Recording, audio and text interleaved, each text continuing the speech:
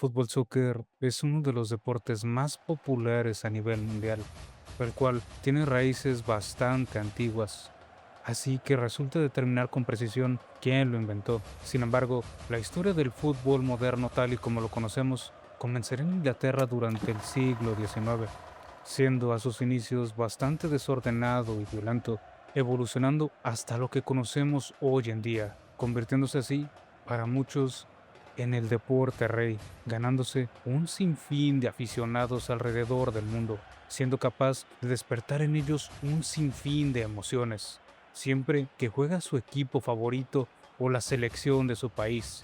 Aún así, entre su historia se esconden algunos de los hechos más extraños y macabros del deporte, desde equipos que buscaron hacer lo que sea para revertir una mala racha, pasando a la aparición de espíritus y otro tipo de entidades en el campo de juego, e incluso el supuesto uso de magia contra un equipo rival.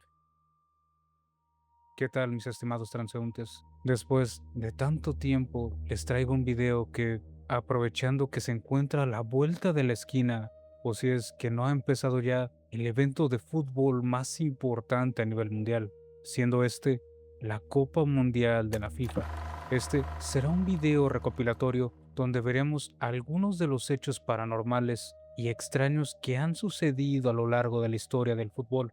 Así que si tienen curiosidad por conocer algunos de estos hechos que la historia del deporte ha tratado de olvidar, acompáñenme por este camino cubierto por la desesperación, culpa y miedo que vivieron aquellos que fueron testigos de primera mano de estos hechos. Acompáñenme por este sendero a lo desconocido. La bruja de Quilmes. Si bien, a primera vista, el mundo de la esotería y del deporte no parecen tener mucho que ver, sin embargo, estas creencias, junto con otro tipo de supersticiones, han demostrado tener cierto efecto capaz de ayudar a disminuir el estrés y las tensiones causadas por un mundo donde este tipo de problemas se encuentran casi a la orden del día, debido a la presión y al estrés que sienten los deportistas, y el mundo del fútbol no es la excepción, ya que existen un sinfín de rituales o creencias por parte de los propios jugadores. Pero, ¿qué pasa cuando estas creencias que les daban cierta seguridad dejan de ser justamente eso y se convierten en algo tan real que incluso los propios aficionados logran ser testigos de esto? El caso del que les estoy hablando es uno que sucedió hace más de 30 años, exactamente en el año de 1994, siendo el protagonista el equipo de Quilmes AC, oriundo de la ciudad de Buenos Aires, Argentina. Sin embargo, esta historia comienza unos años antes, cerca de 1980. En ese momento, el equipo atravesaba una mala racha futbolística. La situación era terrible y se encontraban al borde del descenso. Fue ahí que a uno de los encargados se le ocurriría una idea, planteando la posibilidad de llamar a una mano santa. Para los que no lo sepan, una mano santa es un sinónimo para un curandero o un chamán en Argentina, siendo estas personas a las que se les atribuye alguna especie de poder a través de la imposición de las manos. Y por más difícil que parezca, terminaron contactando con una de estas personas, la cual, aunque no tenía nada de conocimiento de fútbol, decidió ayudar al equipo, y así, a manera de ritual, estableció que todos los jugadores debían de utilizar una cinta roja en el tobillo, la cual al principio parecía funcionar, pero poco tiempo después, el Quilmes terminaría descendiendo de todas formas. Esto por mucho tiempo se le atribuyó a que uno de los jugadores, llamado Horacio Milozzi, decidió desobedecer esta consigna, debido a que no se sentía cómodo jugando mientras usaba la cinta. Tiempo después, declararía que él la usaría durante 13 días.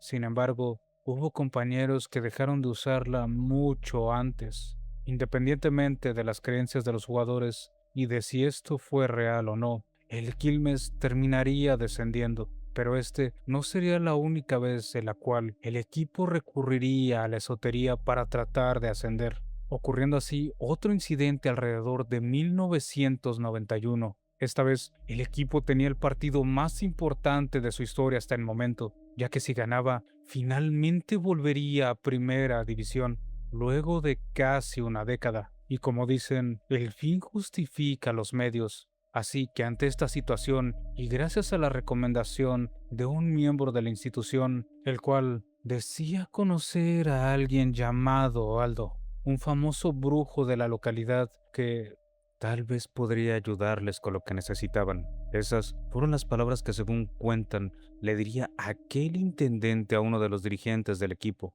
Así, después de pensarlo un poco, se autorizó llamar al famoso brujo, el cual le pidió a los integrantes del equipo que entregaran los botines que utilizaba Mario la Tortuga Gómez, uno de los volantes del equipo. Así, 2 días después volvería con ellos, y como por arte de magia, el Quilmes logró vencer al Almirante Brown 1-0, volviendo finalmente a Primera División. Lo más curioso de todo esto es que el gol vino de ni más ni menos que del propio Mario. Así, parecía que por fin Quilmes alcanzaba la gloria, dejando atrás esos tiempos de rachas perdedoras. Pero el destino tenía otros planes. Y así es como llegamos a la temporada 93-94, donde ocurriría lo que le da nombre a esta historia. Quilmes terminaría volviendo a descender tan solo un año después de haber ascendido. De nuevo, el equipo atravesaba una mala racha. La situación era tan crítica que después de tanto tiempo,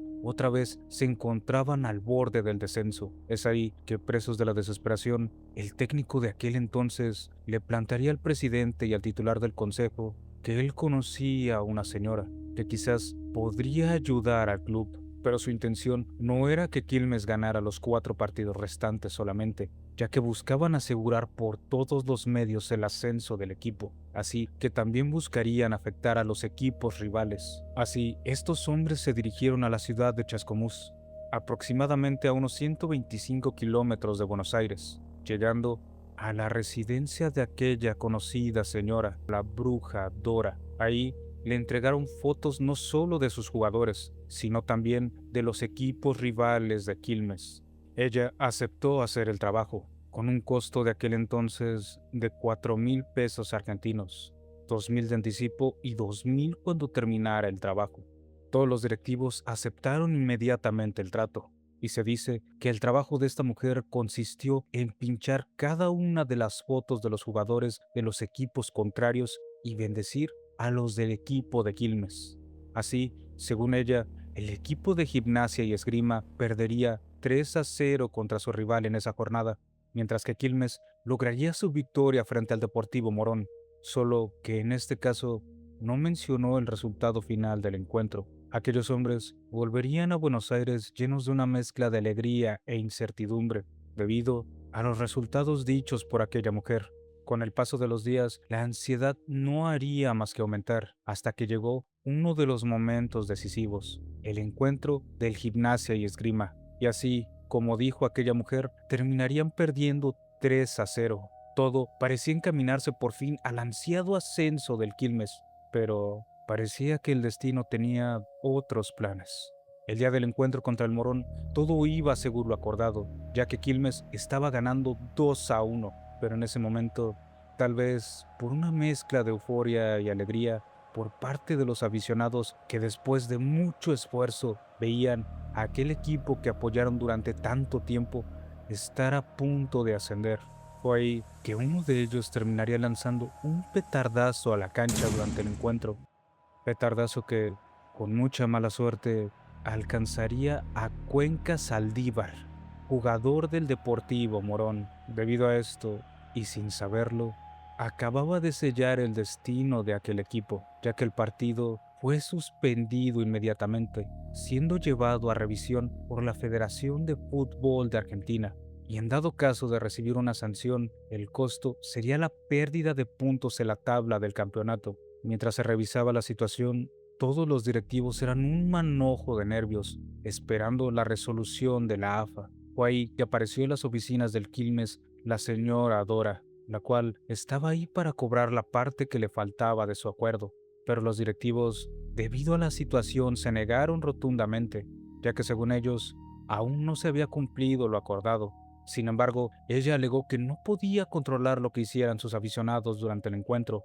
Además, antes de eso, todo iba de acuerdo a lo acordado, pero ninguno de los directivos hizo caso de sus palabras, negándose finalmente a pagar el restante del acuerdo. Así que ella, llena de un coraje que ellos, sin saberlo, marcaría para siempre aquel equipo, antes de retirarse, le lanzaría una mirada fulminante a todos los directivos del equipo, sentenciando que el Quilmes no ascendería ese año, sino que se quedaría sin el ascenso durante 13 años. Y así, tal vez por obra de la casualidad, el destino, o verdaderamente por una maldición de aquella encolerizada mujer, el Quilmes no cosecharía ningún triunfo lo que quedaba del torneo. La federación decidió reanudar el partido contra el Morón con el marcador que tenían, pero Quilmes terminaría perdiendo 3-0 y fallando un penal que pudo haber cambiado las cosas. La mala racha lo seguiría por los partidos siguientes, perdiendo 2 y empatando 1, yéndose así toda la esperanza de lograr ascender. Así, durante años, a pesar del esfuerzo de los jugadores, el equipo nunca alcanzó el ascenso. Parecía que la maldición de la Bruja Dora era más una realidad que un mito. Tiempo después, alrededor del año 2000, estando cerca nuevamente de lograr el ascenso, en ese momento de crisis, uno de los directivos del equipo expuso la precaria situación que estaban pasando. No solo era la reciente racha de derrotas y el riesgo de descender en la división, también era que durante 6 tortuosos años estuvieron a punto de alcanzar la primera división, pero no tuvieron éxito.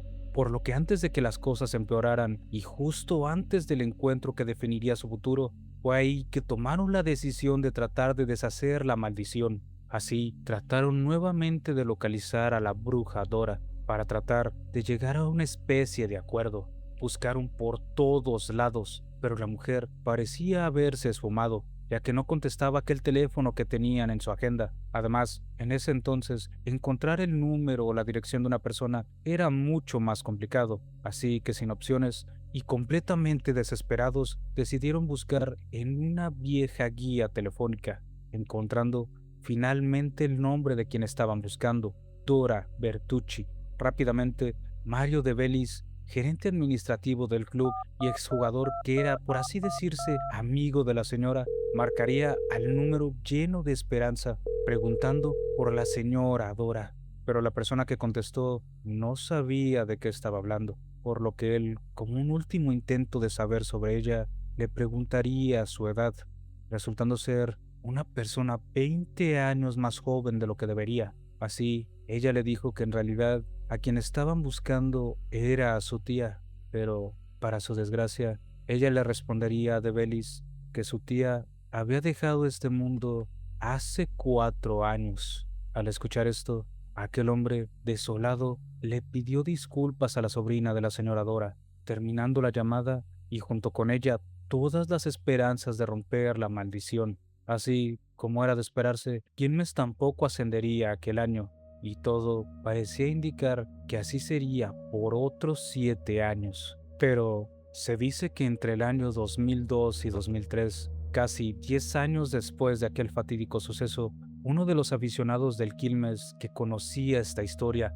harto de ver cómo su equipo no paraba de cosechar derrota tras derrota, decidiría encarar él mismo a la Bruja Dora, emprendiendo así su viaje a Chascomús. Pero al llegar e indagar un poco, se enteraría de que ella ya no se encontraba entre los vivos desde hace mucho tiempo. Sin embargo, esto no lo detuvo y decidió ir a visitar su tumba para hablar con ella. Ahí nos enteramos que su verdadero nombre era Hilda Bertucci de Iribarren, la cual falleció en el año de 1996. En ese lugar, aquel aficionado trató de exponer su caso y que los aficionados, a pesar de quienes más sufrían junto con el equipo, no tenían la culpa de las decisiones de los dirigentes del Quilmes, prometiéndole así, de manera solemne, que él cuidaría su tumba, la cual estaba en evidente estado de abandono. También prometió visitarla de vez en cuando y que si llegaba a tener una hija, su segundo nombre sería Dora. Realmente no se sabe si habló con ella, Puede ser que solo fueron unas palabras que dijo al viento, o quizás para sí mismo. Pero esto pareció funcionar al final, ya que Quilmes, después de casi 10 años, por fin ascendería y volvería a conocer el triunfo, terminando así la supuesta maldición de la bruja Dora. Además, curiosamente, 8 años después de esta promesa, aquel aficionado sería padre de una niña, cumpliendo así esa parte de su acuerdo. El fantasma que atormentó a la selección de Colombia.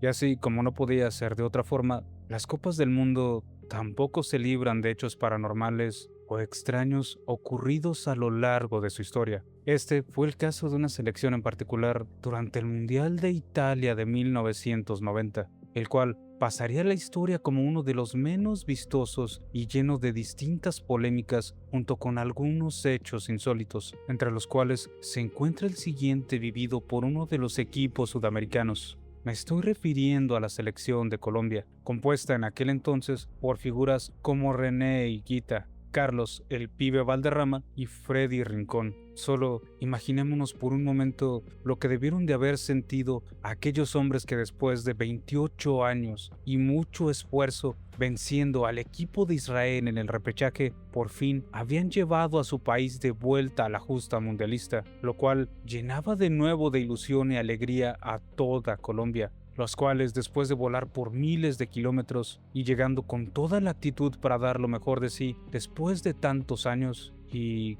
que las cosas no terminaran resultando como ellos esperaban, porque nadie les dijo que su mayor rival no lo encontrarían en el campo. Todo comenzaría a principios de junio, unos días antes de que iniciara la Copa del Mundo, cuando todos llegaron a aquel lugar que debía ser un sitio al cual podían regresar para descansar y renovar fuerzas, y que al principio parecía ser un lugar de ensueño, resultó ser todo menos lo que ellos esperaban, debido a que todo esto se vería arruinado porque aquellas noches en la villa ya los esperaba algo que no era de este mundo y que tal vez no se sentía cómodo con su presencia. Tal vez se pregunten cómo es que terminaron en un lugar así. Y esto fue debido a que para el Mundial, la Federación de Fútbol, buscando la comodidad del equipo colombiano, rentó nada más y nada menos que un antiguo palacio a las afueras de la ciudad de Bolonia, ya que en ese sitio se disputarían 2 de sus 3 partidos de la fase de grupos.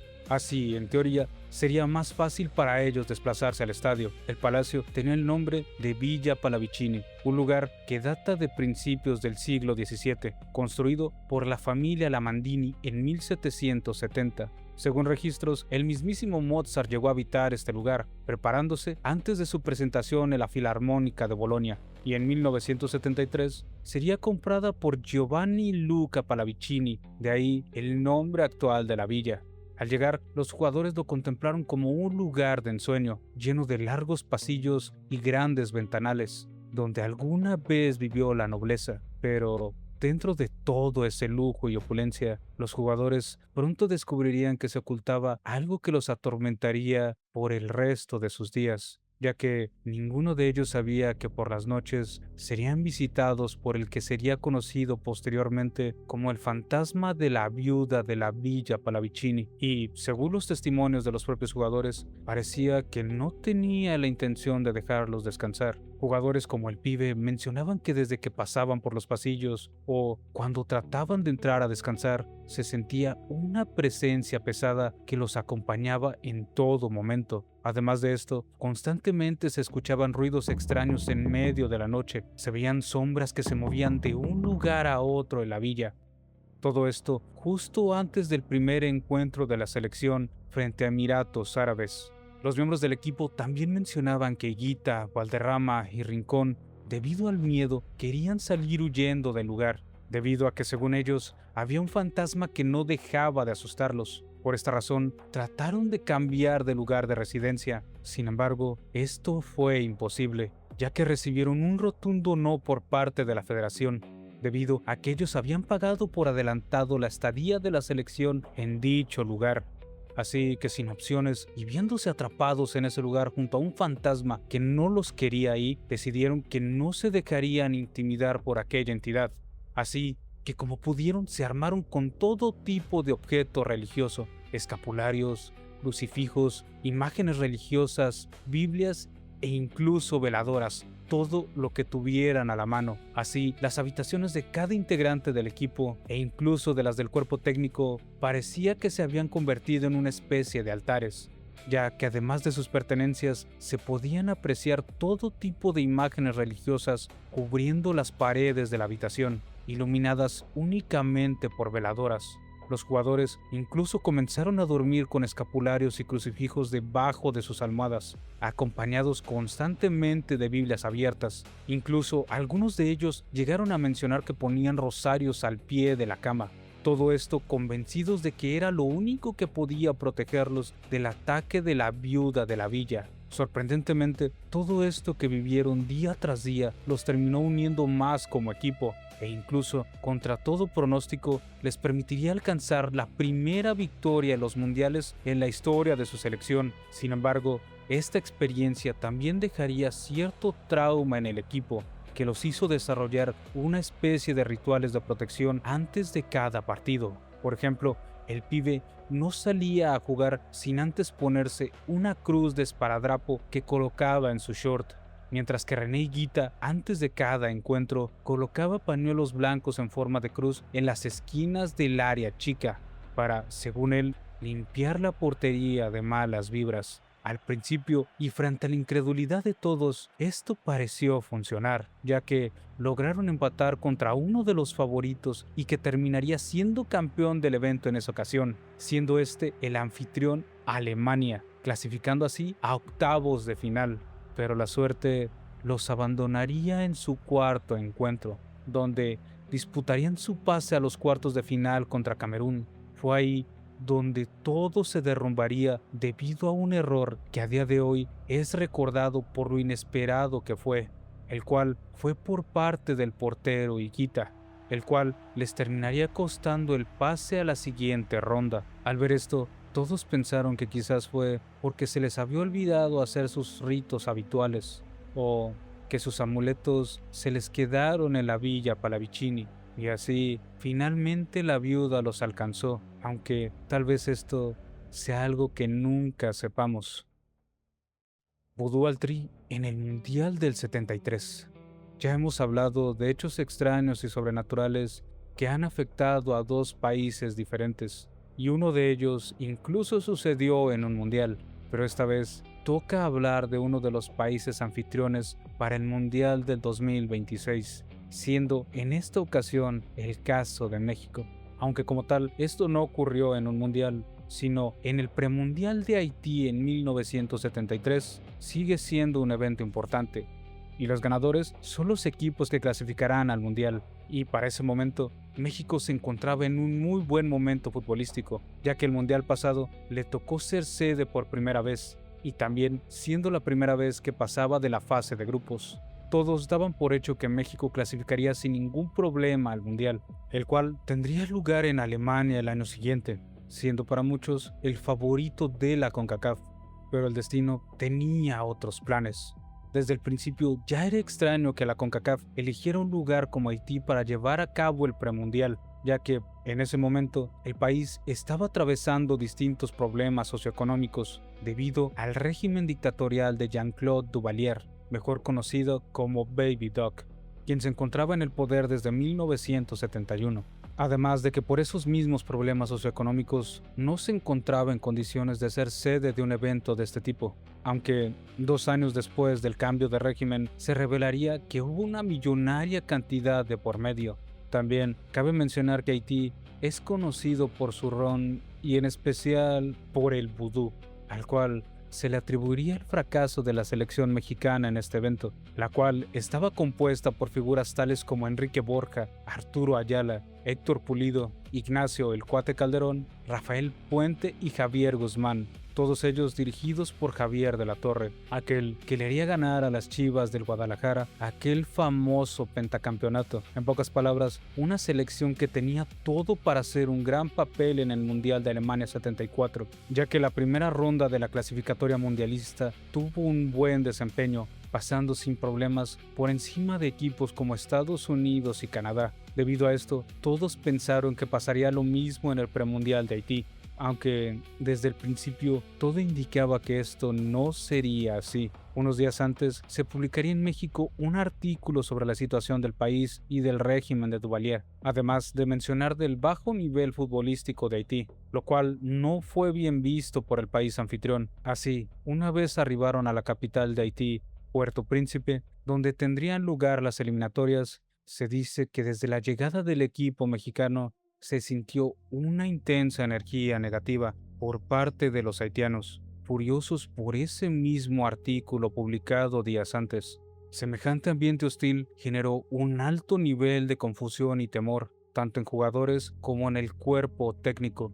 Además, con los rumores de que hechiceros haitianos eran practicantes de magia negra, los cuales se dice que comenzaron a pinchar muñecos con la vestimenta mexicana para provocar lesiones en los futbolistas del tricolor, así como otras leyendas tales como la de que al llegar al hotel hubo una ceremonia vudú en la cual estos supuestos brujos sacrificaron una gallina en frente de los jugadores mexicanos, ante lo cual se empezó a crear la idea de que los haitianos, famosos por este tipo de prácticas, le habían echado alguna maldición al equipo mexicano, llegando al punto donde se dice que a los jugadores mexicanos les comenzó a atemorizar la idea de ir a entrenar, ya que cada vez que el equipo salía de la concentración, los cánticos y rituales extraños eran el común denominador para el cuadro mexicano.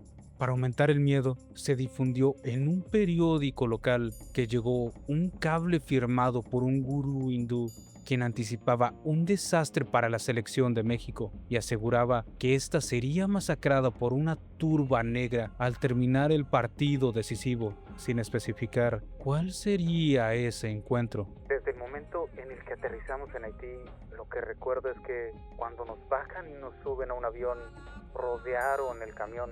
No puedo decir cuántos eran, pero empezaron a moverlo y tú veías el coraje y el rencor de todas esas personas. Nos preguntábamos qué está pasando, porque no sabíamos la situación. Ya había estado en partidos con situaciones difíciles, pero algo así nunca lo había vivido, y muchos de mis compañeros tampoco. Ese fue el inicio de una serie de cosas que luego vinieron junto con el vudú y cosas por el estilo. Relato de Enrique Borja en una entrevista para el documental México Siglo XX. En su primer encuentro, y ciertos o no los rituales, junto con el hostigamiento constante por parte de los locales, parecían haber surtido efecto en el equipo nacional, ya que, a diferencia de la fase anterior, donde demostraron ser muy superiores a todos sus rivales, la presión comenzó a notarse desde los primeros partidos, donde se notaba un público muy pesado, ya que cuando apareció la bandera de México, el público comenzó a golpear repetidamente el graderío con los pies. El motivo de esto era ensordecer el griterío por parte del público que apoyaba a la selección mexicana. En su primer encuentro, México terminaría empatando 0-0 contra Guatemala, y aquí es donde comenzarían una serie de extraños problemas que sufriría el equipo tricolor, los cuales le dieron más fuerza a la supuesta brujería vudú, comenzando con Nacho Calderón, el portero titular de la selección.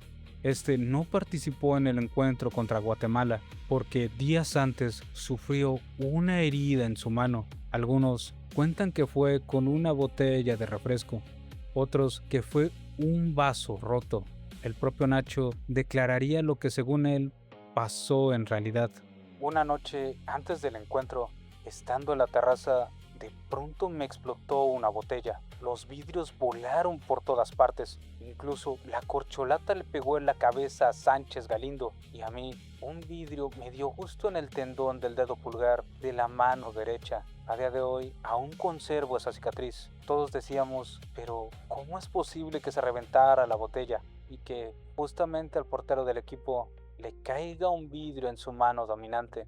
Pero con el tiempo se supo que alguien malintencionado desde afuera, y sabiendo que México estaba en el hotel, aventó una piedra que dio en las botellas con tan mala suerte que lesionó a Calderón.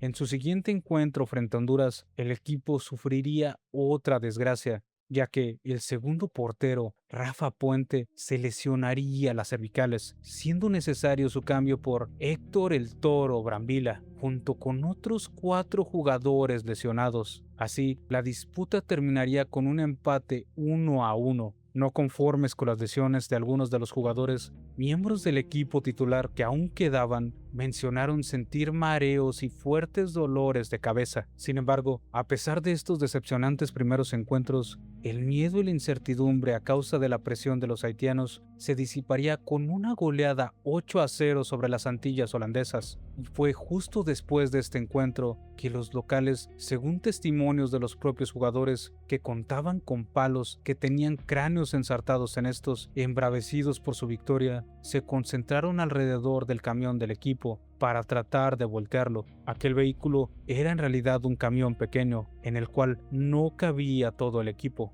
e incluso algunos jugadores relatan que se vieron obligados a caminar de regreso al hotel temiendo por su vida. Para muchos, aquella victoria significaba que aún había esperanzas para clasificar y que aquello de la maldición vudú no eran más que exageraciones. Esto generaría un exceso de confianza en la selección, la cual decidió tener una fiesta adelantada hasta bien entrada la madrugada, un día antes del cual, sin imaginárselo, sería el juego decisivo del torneo, anticipado por aquel supuesto gurú hindú ante la selección de Trinidad y Tobago, encuentro en el cual el equipo pensaba tener una victoria fácil. Pero el día 14 de diciembre de 1973, México volvería a la realidad de la peor manera, ya que enfrentó a Trinidad y Tobago con varios jugadores lesionados. En tales condiciones, aquella victoria que el día anterior sentían estaba al alcance de sus manos, se esfumó en el primer tiempo, con un marcador de 2-0. Y aunque el equipo mexicano intentó reaccionar, terminaría perdiendo por una aplastante derrota de 4-0, tal como lo predijo aquel gurú, mientras que Haití había ganado su partido contra Trinidad y Tobago. Eso sí, con un arbitraje cuestionable en el cual le anularon 4 goles a los trinitarios. Esta combinación de resultados significaba que México no participaría en el Mundial de Alemania 74.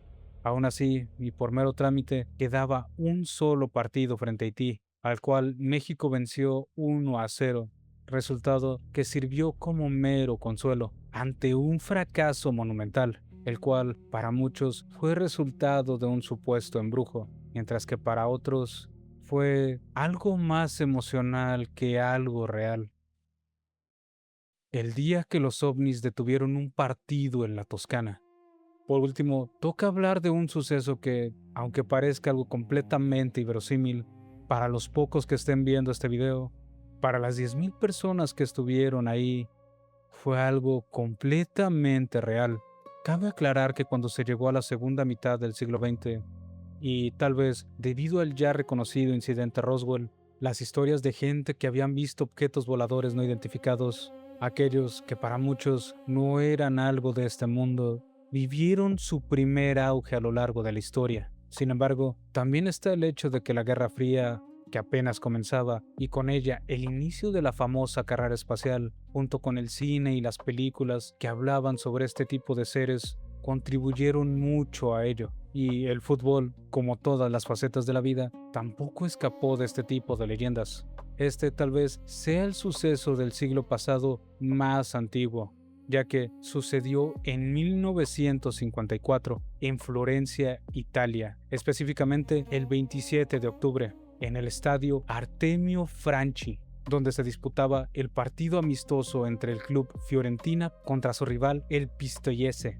Aquel partido transcurrió con absoluta normalidad, pero fue hasta entrado el segundo tiempo, apenas unos minutos después de haber empezado, que de un momento a otro, mientras el balón rodaba solo en el campo, algo captó la atención de todos los presentes, deteniéndose de manera súbita el encuentro. De la nada, todo el lugar se había sumido en un silencio absoluto, ya que todos los espectadores e incluso los futbolistas habían dejado de prestar atención al partido y comenzaron a centrar su mirada en el cielo. Nadie entendía lo que estaba pasando, y ahí todos fueron testigos de la presencia de 2 objetos voladores no identificados, de los cuales se dice caían filamentos de un color plateado. además de mencionar que el cielo se iluminó de manera misteriosa, de brillos y destellos al azar. Todo esto según el periódico de Florencia La Nazione, mencionando que esto duró aproximadamente 1 hora y media. Como era de esperarse y debido a la gran fiebre ovni de la época, la noticia se esparció como la pólvora, llenando los encabezados de distintos periódicos. Y según la versión oficial, existían 2 teorías sobre los hilos plateados que cayeron aquella noche. Por un lado, decían que se trataba de un caso extremo de ballooning, o vuelo arácnido, un fenómeno producido por una especie en particular de arañas que emigran en masa por los aires, alcanzando distancias aproximadamente de entre 50 y 60 kilómetros. De ahí, según ellos, provendría aquella lluvia filamentosa. Y, aunque es cierto que la fecha del partido coincide con aquel periodo de migración, también lo es que la sustancia química recogida por Caneri no coincide del todo por la producida por las telarañas. La otra hipótesis sería un simple reflejo en el cielo de cierta sustancia usada por aviones militares que buscaban confundir los radares enemigos. Sin embargo, para los testigos, esto era completamente diferente, llamando a aquellos filamentos cabello de ángel. Además, mencionaron que tenían la característica de que al entrar en contacto con la piel se disolvían al instante, pero no fue hasta que Alfredo Jacopozzi, un joven estudiante de la Universidad de Florencia, llevaría a su profesor, el químico Giovanni Caneri, que descubriría que el supuesto cabello de ángel no se parecía en nada a la tela de araña, ya que se encontraba compuesto principalmente por materiales como el boro, silicio, calcio, magnesio, hierro, aluminio, junto con otros elementos en menor proporción. El periódico La Nazione, debido a los resultados de la investigación, la denominaría Bambagia silicia, que en español se traduciría como algodón de silicio, debido a su apariencia. Sin embargo, no fue el único suceso similar que pasaría en Italia, ya que, como si de un efecto dominó se tratara, más de estos sucesos comenzaron a ocurrir en el país, uno tras otro. Pero ese es tema para otro video. Si quieren que hable más de él a profundidad, pueden dejármelo en los comentarios. ¿Qué les pareció esta recopilación de sucesos inexplicables en el fútbol, mis estimados transeúntes? Sin duda, este tipo de hechos y experiencias paranormales en el deporte son demasiados, tantos que sería imposible cubrirlos en un solo video. Pero si ustedes conocen algún otro hecho inexplicable o paranormal en este deporte, pueden dejarlo en los comentarios. Así como si tienen alguna historia o misterio al cual le quieran dar voz, pueden también dejarlo en los comentarios o mandarlo al correo que está apareciendo en pantalla, el cual también se encontrará en la descripción del video. Sin más, me despido. Son libres de regresar, mis estimados transeúntes. Claro, si es que pueden.